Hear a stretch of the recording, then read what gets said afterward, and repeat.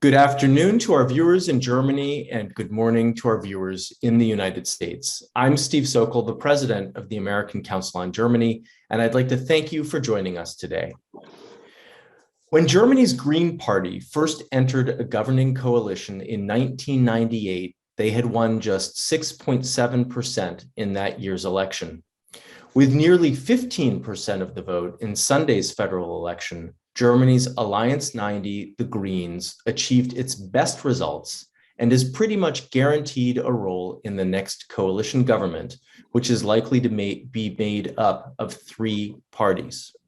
This result is less than many Greens had hoped for, but it gives the party an important role moving forward.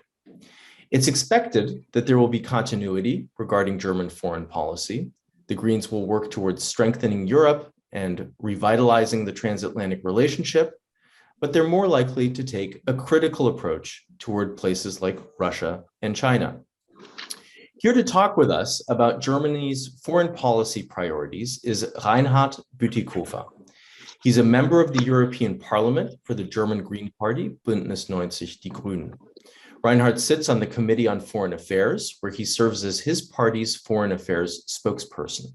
He also serves on the Committee on International Trade as a substitute member. Lieber Reinhard, herzlich willkommen. Well, thanks for having me, Steve. And just to let you know, I'm calling in from my hometown of Speyer on the Rhine River, close to Heidelberg. You know the place.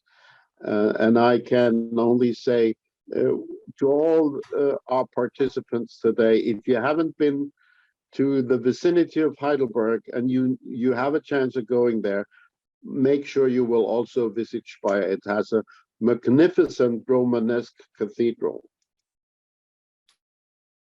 Well, Speyer ist eine Reise wert, right? Speyer is worth a trip, especially during Spargelzeiten, because the white asparagus that is planted around Speyer is some of the best white asparagus one can get. So that's the best time of year maybe to visit Speyer. Indeed. Before we dive into the substantive conversation, I also want to thank the Heinrich-Böll-Stiftung for supporting today's event and today's conversation. Reinhard, of course, we want to talk about German foreign policy, but before we do that, I'd like to try to set the stage a little bit and give some perspective. Once seen as a single issue movement, Green parties have increasingly become anchored in mainstream politics. And I think it's fair to say that this is particularly true in Germany, and the recent election reflects that. This was the first time that the Greens had a serious candidate for the chancellery. Annalena Baerbock and her party kept putting climate change and environmental policy front and center during the election campaign. Let's maybe start by talking a little bit about how the political landscape in Germany is changing and where the Greens fit in. Can you talk a little bit about that? Well, I'm glad to take it from that angle, Steve. I would say that this election is really opening a new era in the German political system, not only because Angela Merkel, the long-standing chancellor, is finally moving on, but also because the election has been of a kind of transformational relevancy with regard to the composition of the political landscape. Traditionally, Germany used to have two major parties, the CDU, the Christian Democrats, and the Social Democrats, and a couple of minor parties like the Free Democrats, the European Liberals, and the Greens, and the Left, and a couple of others. That is not any longer the case. Germany does not have big parties anymore. The Social Democratic Party won a plurality of seats in the Bundestag with less than 26% of the overall vote. and to highlight the fractiousness of the political landscape. Just imagine, out of the 735 members of the Bundestag, only one single candidate won more than 50% of the vote in his constituency. So today you have basically four mid-sized parties: socialists, Christian Democrats, who lost badly, liberals, and Greens.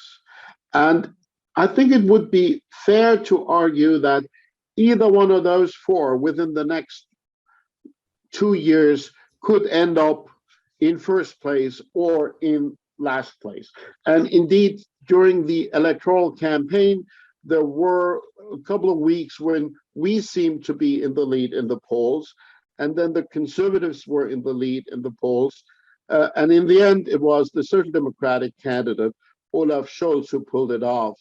But it is also interesting to see that the lesser two of those mid-sized parties, the Liberals and us, together have more seats in the Bundestag than either the Social Democrats or the Christian Democrats. So this will be most probably a three-party coalition that will govern the country. And the two junior partners will not be as junior as would have been the case years ago. And the other interesting development is that the German political landscape is divided by a generational divide. Among young voters up to the age of 30, the Greens and the Liberals would have had a majority just between the two. Were not that successful with voters above 60, where the traditional mainstay parties still hold a great advantage. But that means that there is a generational change coming.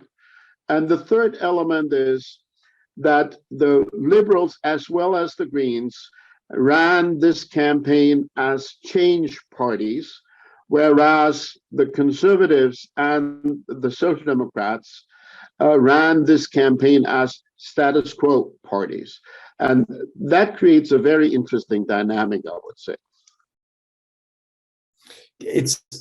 What you're saying is really fascinating, and sheds some light also on some of the recent developments. The fact that these two smaller parties, the Greens and the Free Democrats, have more seats than either the Social Democrats or the Christian Democrats, I think provides some understanding for why the Greens and the Free Democrats met to start talking about potential coalition options even before they were approached by either of the traditional Volksparteien or catch-all parties. Can you talk a little bit about the significance of that as well?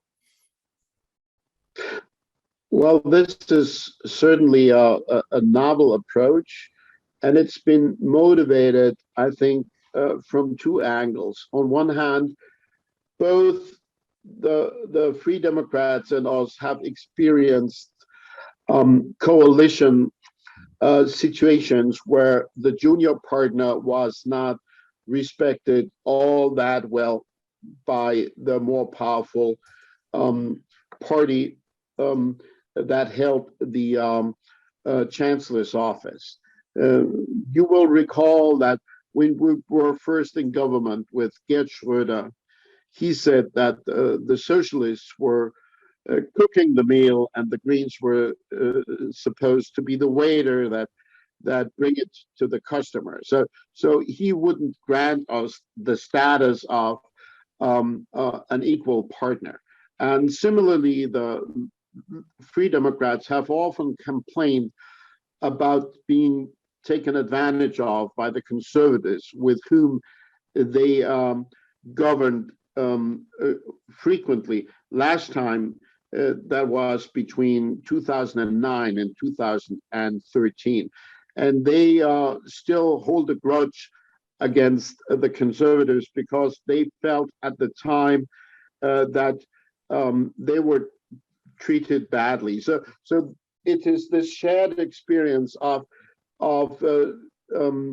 being treated unfairly that has motivated both parties to say, look, this time we will make sure that our combined strength cannot be ignored. And the second motivation is that even though we both advocate change, we have been focusing on very different approaches. And on climate policy, if you ignore the extreme right Alternative für Deutschland, who nobody would want to work with, then the Free Democrats and us are the extreme poles in the conversation. They are less ambitious on climate policy, not just than us, but also than the Christian Democrats or the Social Democrats. So in a way, the divisions between the Free Democrats and us have been pretty deep. And if we want to try to govern successfully with a third partner, we have to bridge those divisions. So it makes a lot of sense to start from that angle. That does make sense, and I think there's a real understanding for the Green Party and the Free Democrats trying to find some consensus, because that's where there could be some sticking points as the negotiations move on. Reinhard, I could talk with you all day about German domestic politics and coalition options and how things might play out in the coming weeks. But we really wanted to talk to you about some of the foreign policy implications, because as the dust settles after Sunday's election, it seems very clear that in whatever constellation, probably a traffic light coalition between the Social Democrats, the Greens, and the Free Democrats, the Green Party will be involved. And one of the questions that I'm hearing, particularly from Americans, is whether with this new government and whether with the involvement and participation of the Greens, there will be any changes in German foreign policy, in Germany's foreign policy priorities. And so the question to you is, do you anticipate any significant shifts in German foreign policy with this new government, particularly with regard to places like China and Russia, where there seems to be a real contrast between Angela Merkel's relatively moderate focus and some of the statements that we've been hearing from Green Party leaders in recent weeks, months, and even years? I would indeed argue that I expect some significant shifts, but I would not expect any disruption.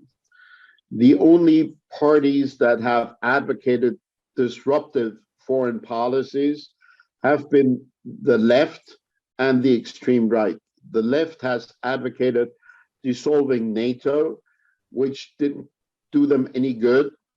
And the extreme right has advocated that Germany should leave the EU, which is just a crazy idea that nobody buys.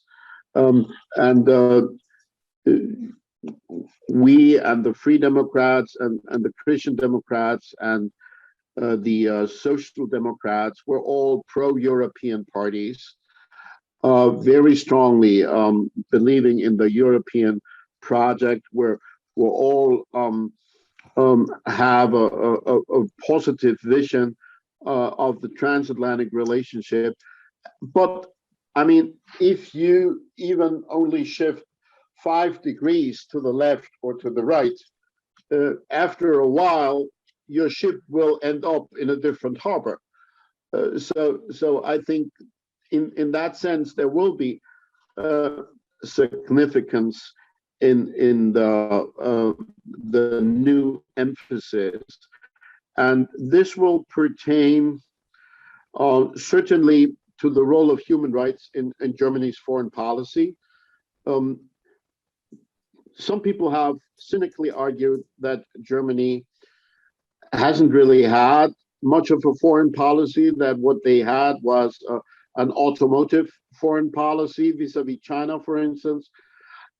Certainly, us and also the liberals, who are the closest to us in that regard, are putting a lot of emphasis on the pursuit of human rights vis-a-vis dictatorships, with vis-a-vis authoritarian or totalitarian regimes. We believe that this is not just a principle that you hold high in Sunday's sermon, but that this is also a principle that you try to put in place in practical everyday politics. On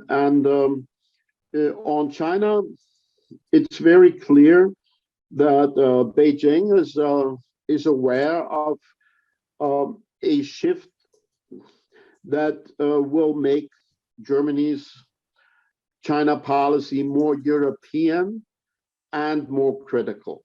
This is not just supported by two parties. This is also supported by a vast majority of Germans. If you go to the polls, you will find that while 10 years ago, 65% of Germans had a positive view of China, today 75% have a negative view. This pertains to Hong Kong, it pertains to Xinjiang, it pertains to human rights issues throughout China, to China's aggressive action in the South China Sea vis-a-vis Australia, and so forth and so forth. That is a strong pillar for a shift that has been held back by the Chancellor's office, but that I expect to happen now with the new government. Also, interestingly, in the business community, there is also a relevant change of mood. The business community has come forward with pretty critical statements vis-a-vis China policy. The Federation of German Industry or the Machine Tool Industry Association have both published very critical strategy papers on China. So this is not a political outlier that goes against the trend of the business. No, it's the business and the public and us in politics that want to shape a more critical direction. So you've started to answer this question a little bit by talking about how you see Germany's China policy evolving after Merkel leaves office. But do you think it makes a difference if Olaf Scholz or Armin Laschet is the person in the chancellery in terms of how this policy will evolve and develop? Well, neither Olaf Scholz nor Armin Laschet have been very outspoken on any of these issues. And I'm afraid I can't detect much of a difference between them. But for all practical purposes, I would say that we don't have, there's not that much of a need to deliberate the hypothetical distinctions between the two, because I think it's highly improbable that Armin Laschet will be able to hold his party together and to even negotiate meaningfully. So So the expectation that you alluded to earlier, that this will be a traffic light coalition, is probably very realistic. And under those conditions, Olaf Scholz will certainly be closer to Merkel's positions than either the Free Democrats or us. But I know that some people in his own party are also more progressive than the government has been in the past. So I reckon that there will be a change in the direction that I signaled. So let me just remind our viewers that you know China well. You've studied China for years. You serve as the chair of the European Parliament's delegation for relations with the People's Republic of China. And so I'd like to stick with policy toward China and maybe put it in a slightly broader context, because just last month, the president of the European Commission, Ursula von der Leyen, formalized some plans for an initiative that is called the Global Gateway, which is supposed to serve as a kind of counterweight to China's Belt and Road Initiative. And I'd like to maybe hear from you how you see sort of this European initiative playing out and what Germany's role can be in that.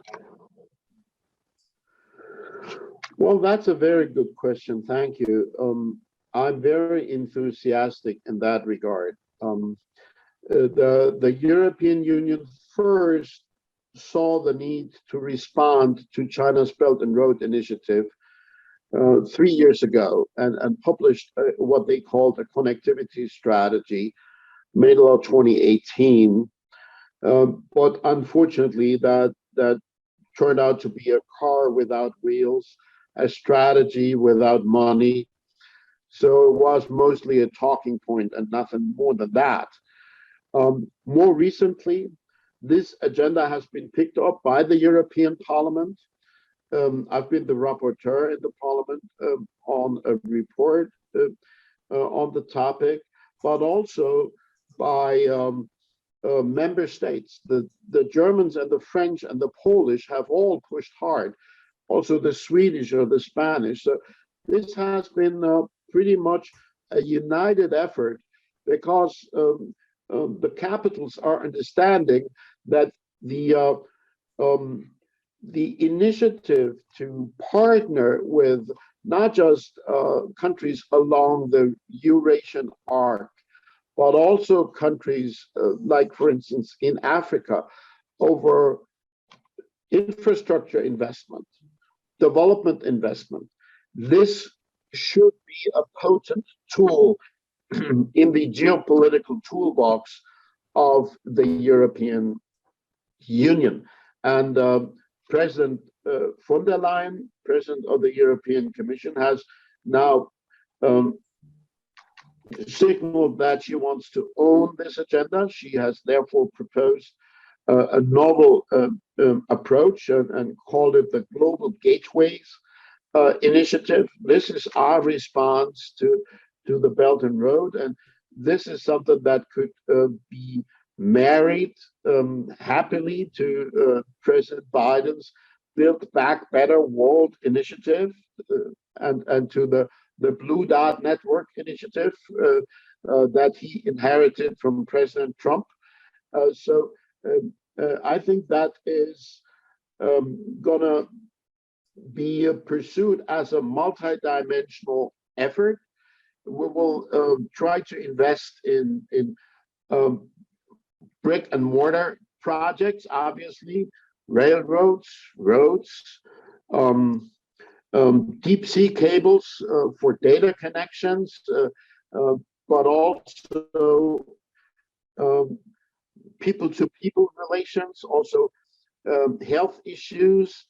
The digital realm will play prominently, and it's very interesting to note that there are quite a number of partners that are eager to team up with us. So the Japanese and the Indians have both struck connectivity partnerships with the European Union. We've worked on the topic also with ASEAN countries. We're planning to introduce the topic also at the next summit with the African Union. So this is going to be a signature policy for President von der Leyen, and this is going to be supported strongly from Germany. And this is also a keen interest of the European business community. Picking up with this topic and sticking with China for a moment, one of our viewers observes that it seems as though European and German positions have come a little bit closer to aligning with American positions on human rights and forced labor in China, but that many Europeans are still reluctant to take a strong economic or trade approach when it comes to dealing with China. And our viewer is curious how aligned the Green Party's views on China are with current US views, whether there are any significant differences between the two, and whether we can expect sort of a more hawkish green position when it comes to China. Well, by German standards, we're probably the most hawkish party on China policy. At least that's how we're being treated by the Chinese. But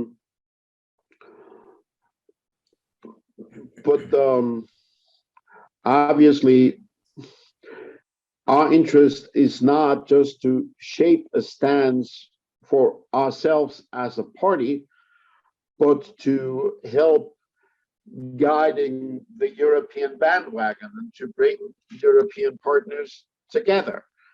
And I would argue that we have made great strides in that direction.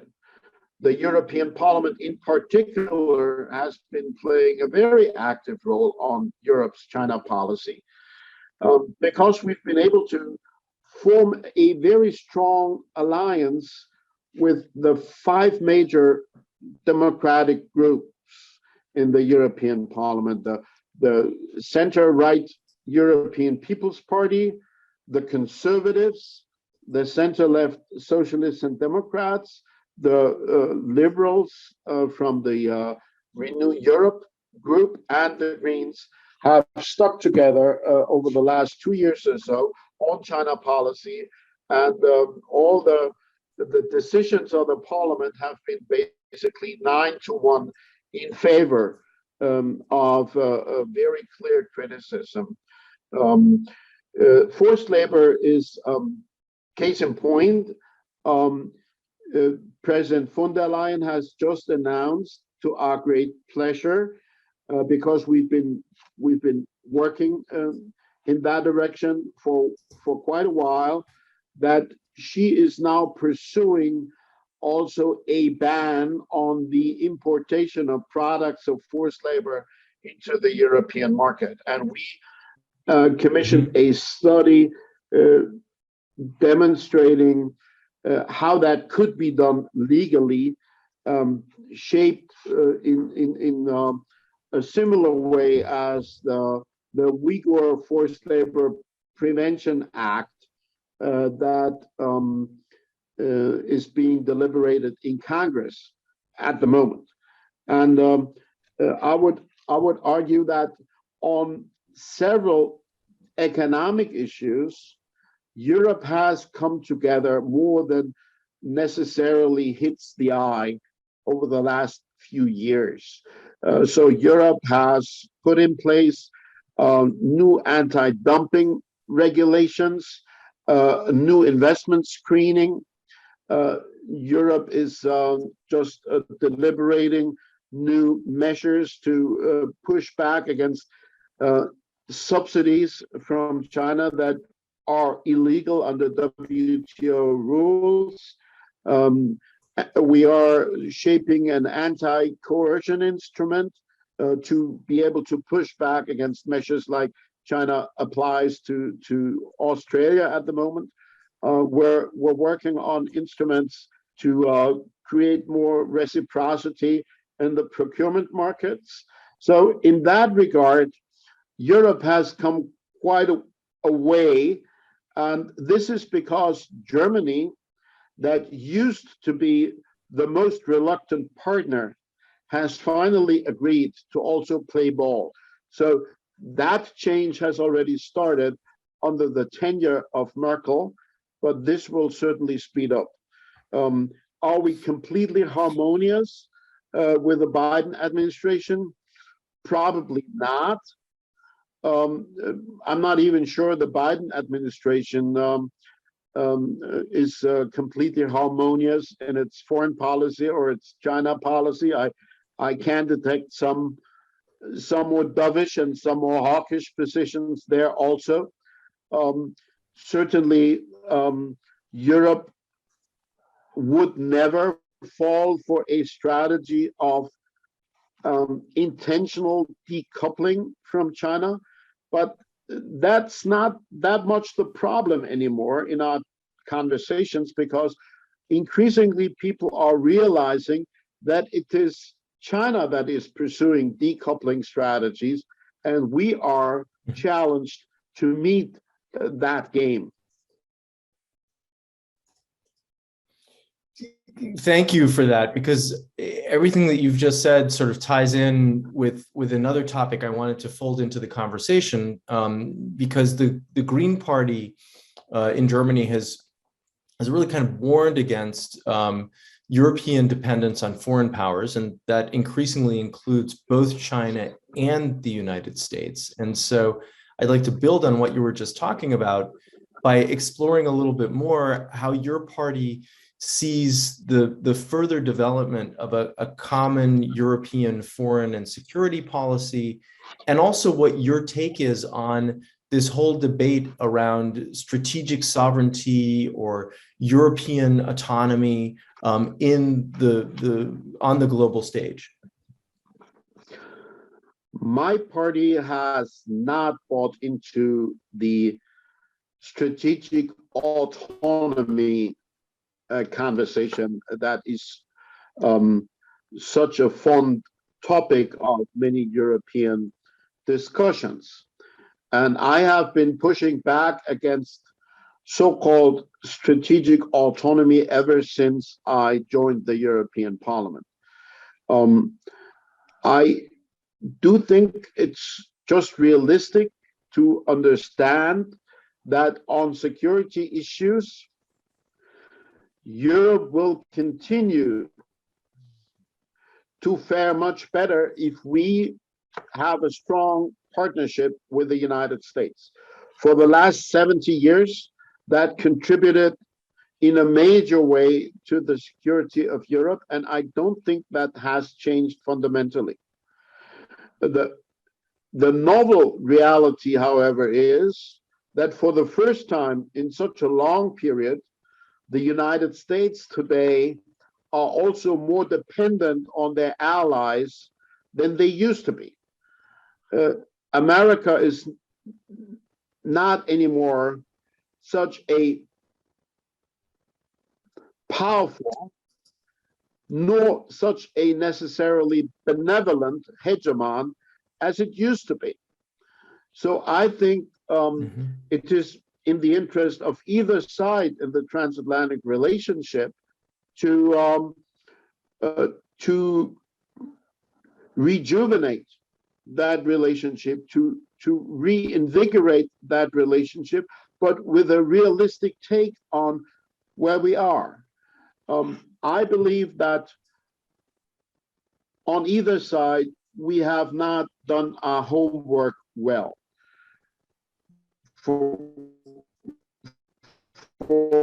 On the European side, the need to accept more responsibility is an urgent need that has often been ignored. my party criticizes the 2% goal of NATO, 2% for defense spending, because we argue that it doesn't really make a lot of sense to say that if your economy goes tanking, you need less security, and if your economy thrives, you have to buy more tanks. But what we do say is that we must invest into the necessary capabilities, and we must do that together, because it's a sorry fact that defense spending throughout the European Union is about 3 times higher than defense spending in Russia. But because we duplicate and triplicate and quadruplicate, and because we have 168 weapons systems where the US have 30, we spend a lot of money on defense without much efficiency.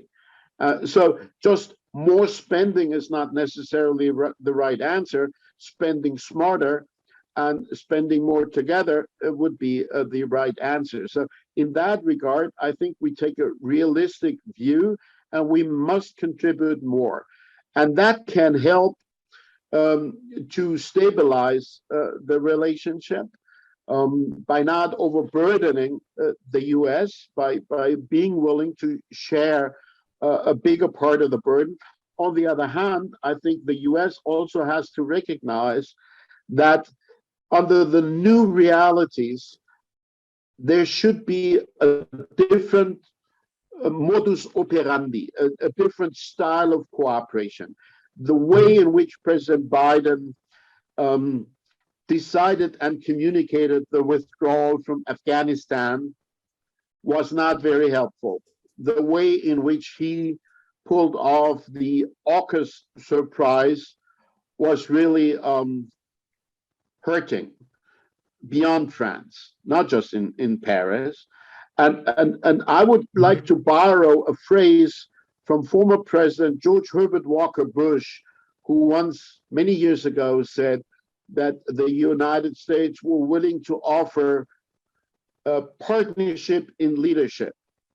At the time, the Germans weren't ready for that, but today Europe would be ready for that. And I think the contribution that we should expect from Washington is to understand that leading in the global struggle between democracy and autocracy, in the global struggle for a better world, for a green transformation of trade and industry and all that, for a fight against poverty globally, in that struggle, we have to have partnership and leadership, and we have to realize and to put in place the necessary steps to shoulder more responsibility ourselves. This is something that still lies ahead of us. Yeah, Reinhard, I'm happy that you brought up both the U.S. withdrawal from Afghanistan and the AUKUS deal between Australia, the U.K., and the U.S., because I did want to ask you about that and how that affects the view of the United States from Europe, but also from Germany, and whether you think that this might push Europe to distance itself from U.S. leadership in the foreign policy arena.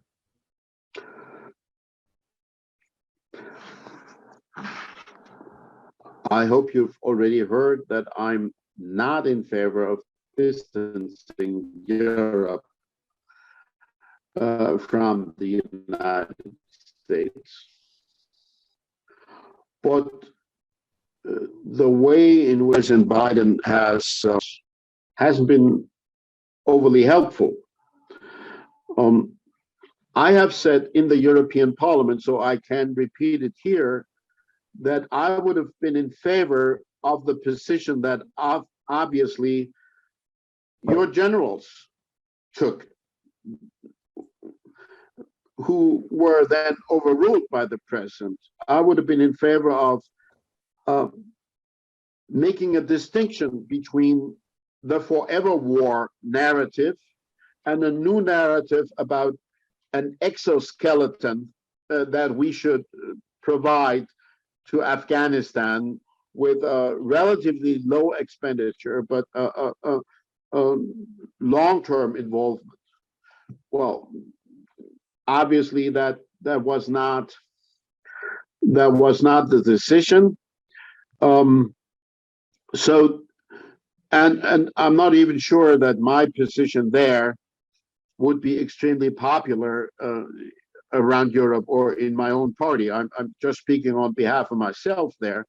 But the fact that President Biden didn't pay too much attention to the task of bringing Europeans on board, that hurt feelings.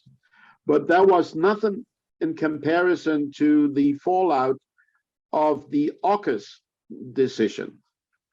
And I say this even though I believe that there is a pretty good rationale behind the deal that Washington struck with Canberra and London. However, the way in which this was done was a multiple slap in the face, not just of Paris, but also of Europe. It was communicated on the very day when the European Union announced its own Indo-Pacific strategy. And this is a strategy that is opening our minds to the challenges and the opportunities of the Indo-Pacific region. 3 years ago, the term Indo-Pacific would have been shunned. Now it's the center of a strategic concept that is much aligned, I would argue, with what you have in Washington. And it was the French that pushed that. And the French have a more meaningful security role in the Indo-Pacific than the Brits, I dare say, not in the least because they have their own territories there. They regularly sail ships through the South China Sea, which the Brits don't do. So in a way, the French, and I'm not a great fan of President Macron, I still say this, the French had a claim of being talked to, being consulted, being informed, and they were treated just like shit, sorry. And then they reacted very bitterly. But you saw how the European Union reacted. The French called for a postponement of the Transatlantic Tech and Trade Council, and we did not postpone. Europe stuck to the guns because we want to work together. But I mean, it takes two to tango, and I think the Biden administration really, even though they were well-intentioned, they committed a major blunder. But I think your point is a good one about needing a different style of communication, needing a different modus operandi when addressing some of these issues and making some of these decisions, because many of us have been talking about the fact that the tone has changed with the Biden administration coming into office, even if not all of the policies have changed. But this was an example where better communication could have smoothed over the ruffled feathers that we've seen. Reinhard, I'd like to maybe come back to Germany as we start to wrap up, because we've gotten a number of questions about who is in charge when it comes to foreign policy. And one of our viewers observes that during Merkel's time in office, much of Germany's foreign policy was run out of the chancellery, and that the foreign ministry was sort of relegated to a more minor role. How do you think that foreign policy will be managed in a three-party coalition, and how would that be coordinated? Any thoughts on that? Well, that's an extremely pertinent question, and I'm not sure I have a good answer. But it is true, as the participant noted, that foreign policy has mostly been run out of the chancellery. That didn't start with Merkel, though. It already began during the tenure of Gerd Schröder. Joschka Fischer was the foreign minister at the time, and in the beginning of the Red and Green coalition, he dominated foreign policy. At the end, Schröder dominated foreign policy, and all the major portfolios were concentrated in the hands of the chancellery. Merkel has perfected that shift. There has been a debate in Germany recently over possibly creating a kind of an equivalent to the National Security Council to integrate better the different dimensions of German foreign policy. There may be some bureaucratic advantage to that, but there is clearly an obvious limit also, because we don't have a unitary government, we have a coalition government. And in the United States, the president runs the show, and the president tells his cabinet officers or the NSC what to do.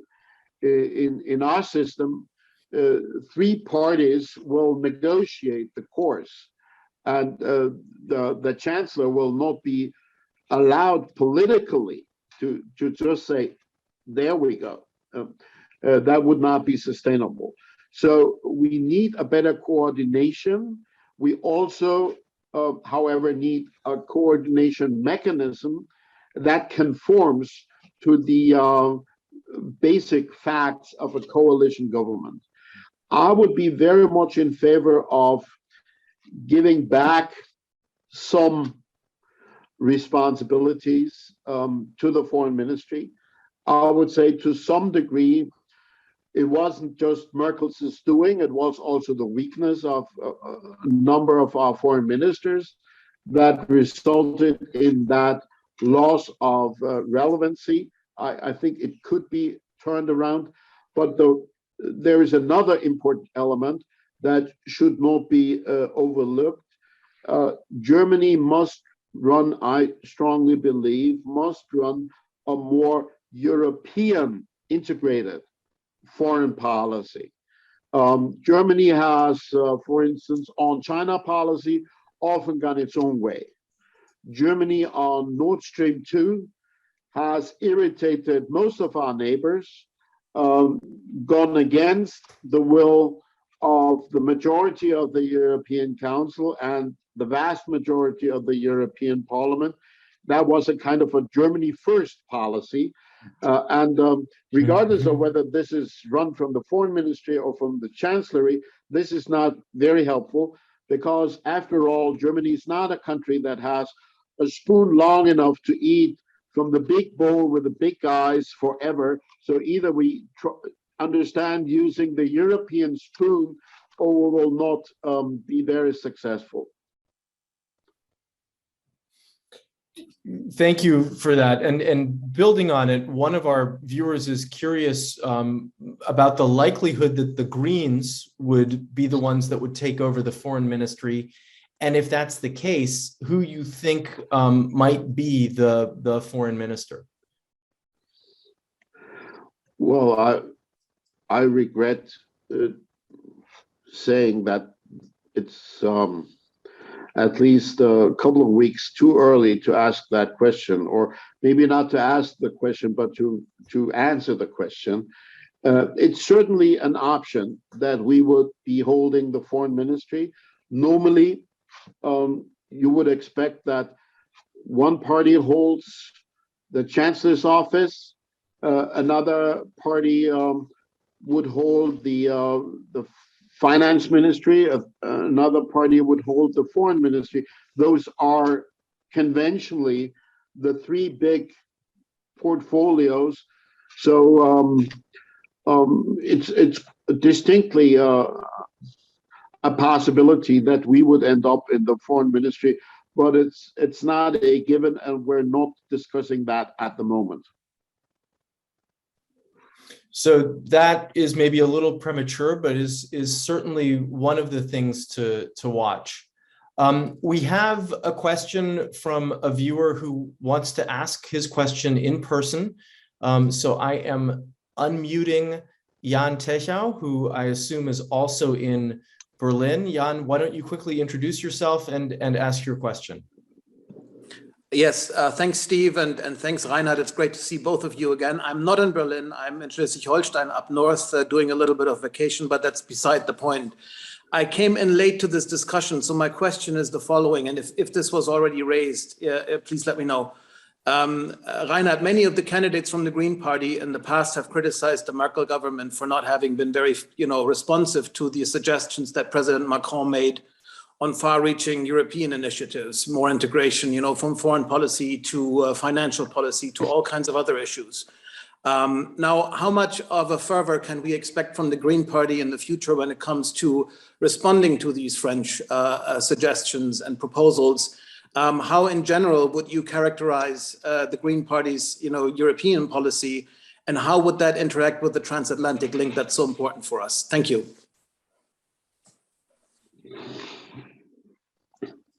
Thank you, Jan, for your question.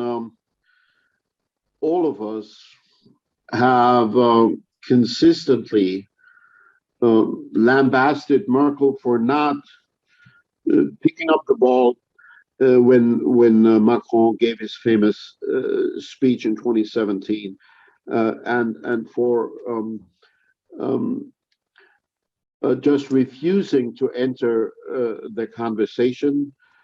But we're not all united in how closely we would line up with Macron's basic ideas. The party has been willing to talk about strategic capabilities, enhancing European strategic capabilities, and that Germany should contribute to that. The party has also accepted the language of European sovereignty, but we have not signed on to Macron's concept of strategic autonomy, partly because some of us are suspicious that this term is more a headline than a concept, more a vague idea than a strategic concept, and that it also harbors some quaint elements that would hardly be reconciled with our strong transatlantic inclination. So this would have to be sorted out, but certainly we would want to partner strongly, but not just with Macron. I personally would feel it would be a mistake just to try reviving the traditional Franco-German axis, because the enlarged European Union that we're confronted with needs a more broadly based leadership, I would say. So I've been a great fan of the Weimar Triangle that includes France, Germany, and Poland. That has not been a very successful idea over the last few years. And it certainly would be a terrible challenge to work with this particular Polish government, but I would still insist that we should signal also to Poland that we want to have Poland's voice heard in the European Union, even though we push back on their policies undermining the rule of law. I also think that we have to take on board more strongly than we have in the past the role of the Mediterranean rim of the European Union. So I think Draghi could be a very good partner also. And certainly when you look at the role that the so-called New Hanseatic League under the leadership of the Dutch Prime Minister Rutte has been playing, I think also in that regard, there should be a more inclusive approach. Macron has been going it alone too often, and Merkel and Macron have made the mistake more than once that they thought they just come up with an idea and then the rest of Europe has to follow. So, for instance, they proposed a summit with Putin without informing anybody beforehand.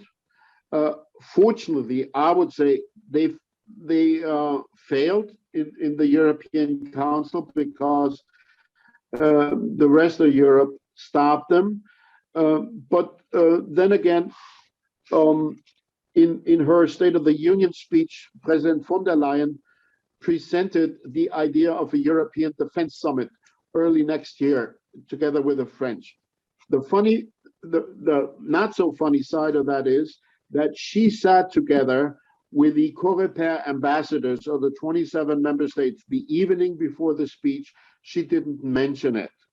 So in a way, this was an initiative that took the rest of Europe by surprise, that she agreed with Macron. This kind of attitude is poisonous, I would say. So yes, we have to work with Macron much more energetically, but not just with him. And of course, Macron is facing his own election in April of next year. And so he's undoubtedly going to be inwardly focused as well. Reinhard, I want to thank you so much for sharing your insights on Germany, Europe, and the world with us today. As always, it is great to have you and to benefit from your nuanced insights. I hope we have the opportunity to have a similar conversation in person before not too long, and hope that you're able to come back to the States soon. And when you do, I hope that the ACG will be on your agenda. But for now, I just want to wish you a wonderful afternoon and evening in Speyer. Thank you so much. And I'm looking forward to being in the States again, beginning of November. We have a Green Week, and I'm sure we will travel to Washington to do trade talks. Well, I will talk to you and your team about how we can maybe do something together while you're in the States. But until then, stay well, and thanks again to all of our viewers for tuning in today, and thanks for your questions. I wish everybody a good weekend.